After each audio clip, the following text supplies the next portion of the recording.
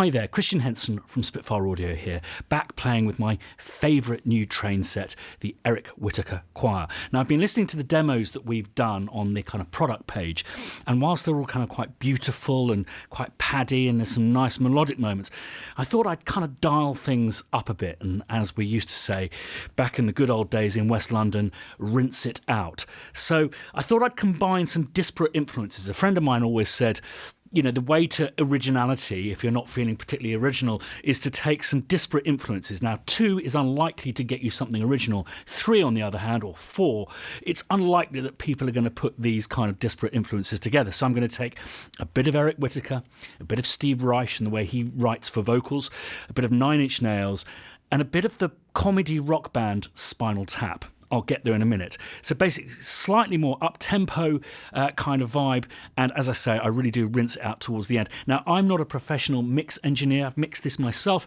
Usually, I think that this would be a kind of a 2 or 3 day job with a professional engineer, but I've done as best I can. So I'm going to take you through how I've arranged it, written it, but also how I've mixed all of these elements together. So let's start with the choir. So basically, I've not done massive amounts of kind of intelligent choral programming. I've just basically been using it as a set of pads, really, but using the power of the library itself to kind of increase the sense of reality. And I'm also using one of my favourite patches. I'm not sure that you've seen this yet. So it's a basic kind of sequence that is like this.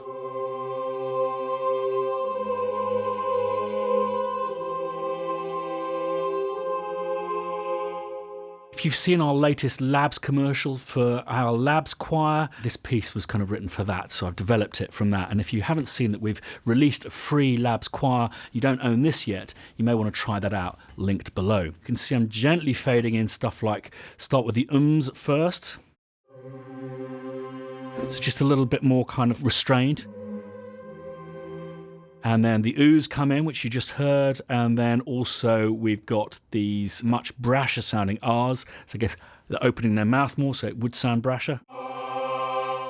But the thing that I start with is these fantastic evas. They just add a textural interest. It's a really kind of realistic sound, but also deeply inspiring. So I've basically conjured up a bunch of special stuff. Each of these pegs denote a different Evo type for a certain register. And if you don't like the sound with the randomize, what I do is press the note till I can work out, don't like that, so I'll change it to that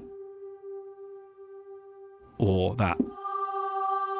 But I did actually like the one that it randomised. Just adds, as I say, just a little bit of textural interest.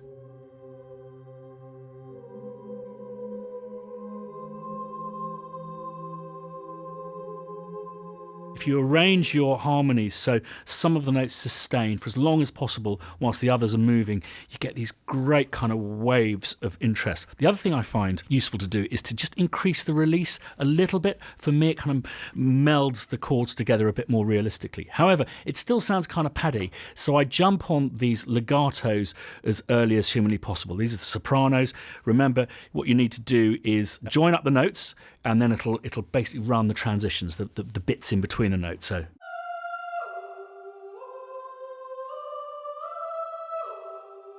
basically just took the top 2 lines of that chord sequence and separated the 2 lines between the altos and the sopranos. So just have a quick listen to those.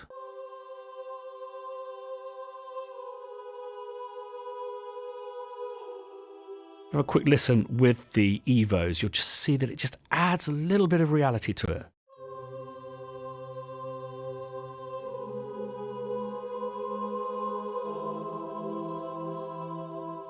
Very nice. But the thing that I've had real fun with on this is the long na-na-na-na-nas, which are basically a Steve Reich style technique which locks to the host tempo, and it's basically these rhythmic.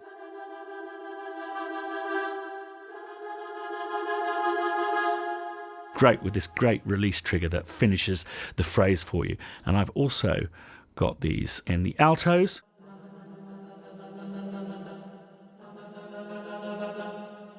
And also in the tenor and the basses. And I really make a feature of those in this piece. So I'm actually just going to freeze those which is a good way of just taking back some of the hogginess of these things. They're doing a lot of calculations to hit you with all of the release triggers and keep stuff in time, that kind of stuff. You've probably noticed I'm also using an additional reverb just to kind of meld everything together. So let's just have a look at that. That's basically the FabFilter Pro R. Originally selected the choir hall, and finally also made use of these shorts, which are fantastic, and the soprano shorts. I've also got some basses coming in a little bit further down, just here. Basically, if you were to arrange it for the choir, you'd have to write it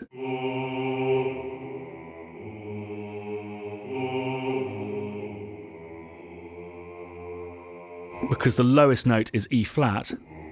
So what I did for the root is I played an E flat and then I used a pitch corrector to take it down -300 cents. This is just me kind of creating a hyped track, so it doesn't have to be super realistic. And basically I've got the choir busing into two different buses. I've got the bus 2 for the longs, and if we have a look here, you'll see we've just got choir 1, and all I've done in that bus is just, again, when I was mixing the whole thing, just scooping out little areas that might have made it more kind of muffly, a little bit of that kind of 1K, that kind of slightly back of the throat sound, and as always, just boosted the top. The minute you start kind of really rinsing stuff out, you do tend to lose the top end. It all gets a bit muddy.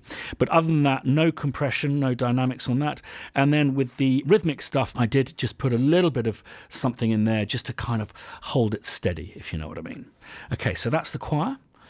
Let's move down to our pots and pans. Now, this is a sample that I made, I don't know, about probably 20 years ago. We've since included that in our glass and steel library, but I'm just very familiar with the EXS, so just wanted to dive into that.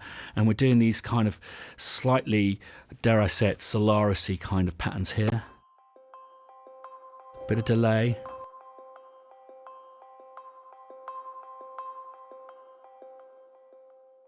And then a bent bowl, just using a bit of pitch bend.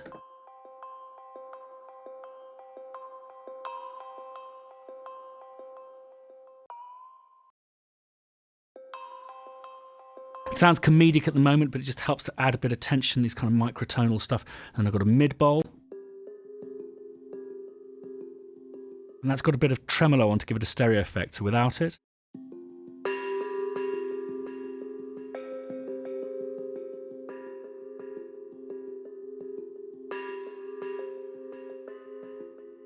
And I've also got this whistle, which is basically, I was near a building site, and there was that thing that happens sometimes with mechanical stuff that are moving in time. It just kept on making this horrific low kind of it was very much tuned. So I sampled it on my iPhone, and then I pitched it up, I think probably a couple of octaves.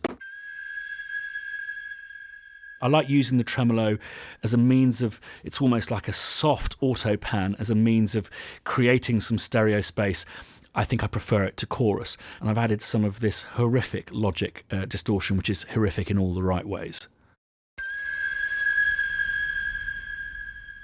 Well, there's a bit of bottom end I think we can do with probably rolling off there, just for the sake of keeping the mix nice and efficient.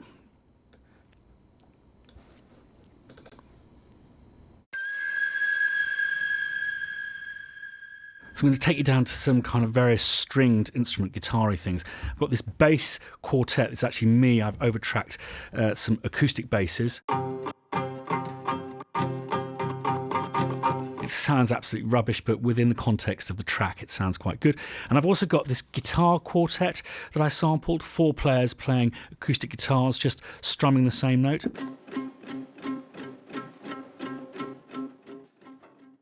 That's in my old flat in Soho, where we did the very original Spitfire charango. It's now free in our labs range.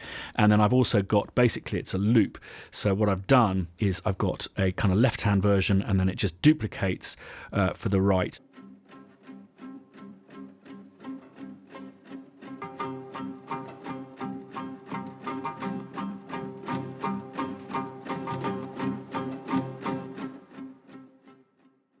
the tuning isn't true, but that again helps to kind of add to the tension of the track.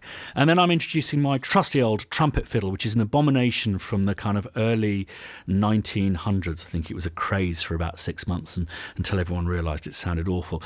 I like tapping it with pencils. EQ'd the buggery out of it, so let's hear it with that. So with the EQ, and then a bit of delay, and then a bit of distortion. So I've got a version that is at pitch, and then what I basically did was took this one up 12, and this one up 24, and it's really in your face. And you'll hear when we get to this point in the track, it's like rinsing. So it really needs to be either there or it isn't there. So I put it right to the front.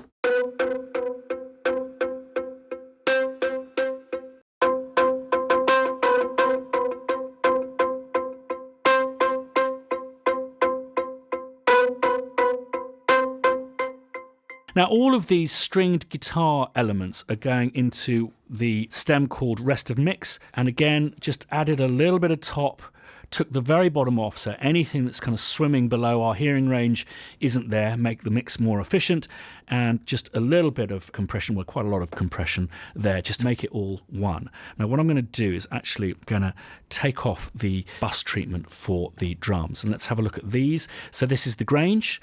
A great honour to record at Headley Grange, and an even greater honour to record with Chad Smith and Roger Taylor from Queen, Chad Smith from the Red Hot Chili Peppers.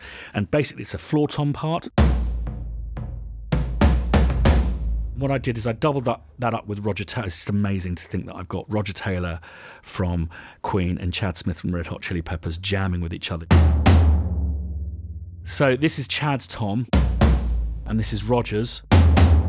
So what I did is I also flipped the panning. So Roger is basically, it's like turning his kit round. Tracked. But also you can hear that they're very, very kind of bassy, in that in a busy track is going to really interfere with it. So I also just basically scooped off some of the bottom for Chad. Added a cheesy reverb with I think it's the distance is early reflection, so it's in time. And the same for Roger with the EQ and the reverb. And those together sound like this.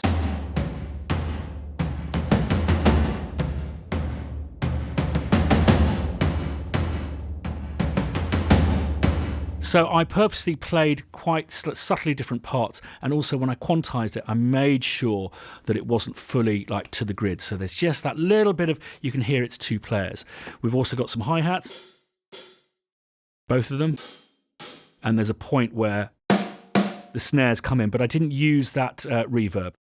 Just wanted it for the toms. So let's have a listen to when that all comes in here.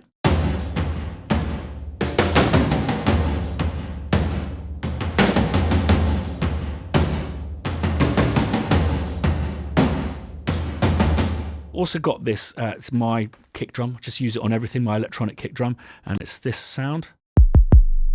Almost kind of like an 808 really. So that combined with these drums sound like that.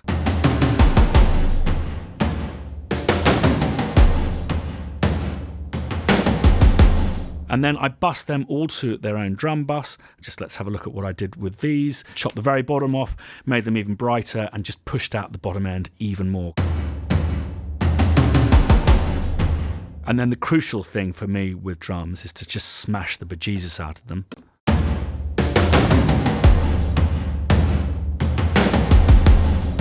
But to me, this still felt a bit kind of unwieldy, like it was going to be a nightmare to mix. I really wanted to kind of push it even further. So I just basically went through my Waves Mercury set and just waited till I could see that something that said drums, and this thing came up. And I just messed around with the different things. I made it an overhead kind of preset, and not too much treble, not too much snap, and thump sounds good to me, not too sensitive. So let's have a listen to that when we put that on.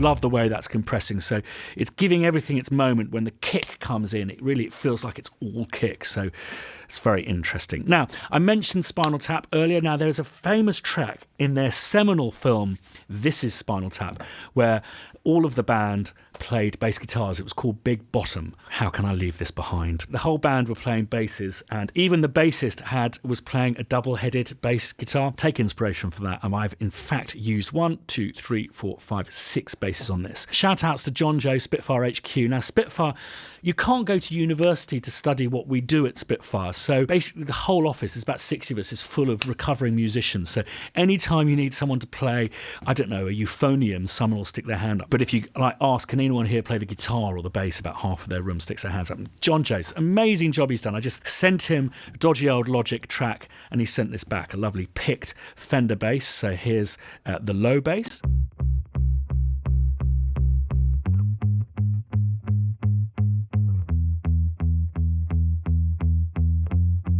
Awesome. And then there's a second bass, which is high. I changed my mind what the bass part should be, so I kind of chopped it up and messed around again with one of these pitch plugins here.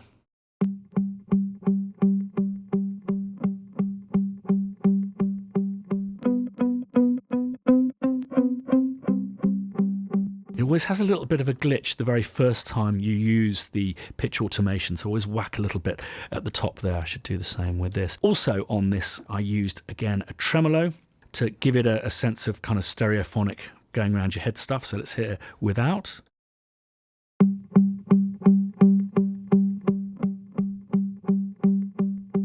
And you can hear there's a bit of stereo delay there as well. And I basically duplicate these tracks and just put some angry distortion on both of them, and also pitch them up an octave. I'm sure you're spotting a pattern here. Massive fan of Logic distortion and the Apple AU pitch. And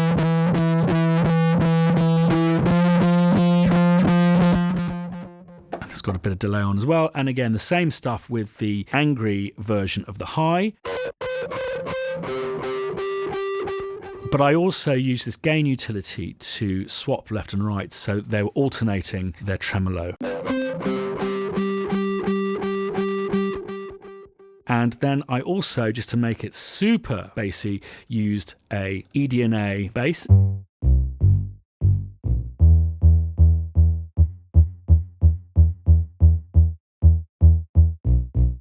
And just to be sure, also a sub bass in the EXS.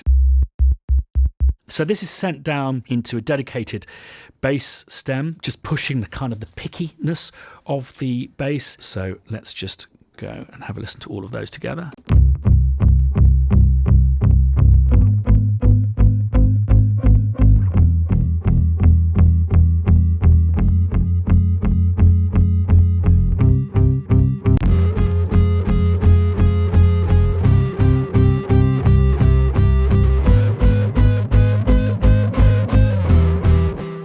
So as I said before, I would usually get this kind of professionally mixed. I have done a lot of riding, as you can see. All sorts of tricks, like I've ducked the kick, I've ducked the bass when it comes in, just slowly build it up. Everything gradually builds. And I've got this master bus compressor on again.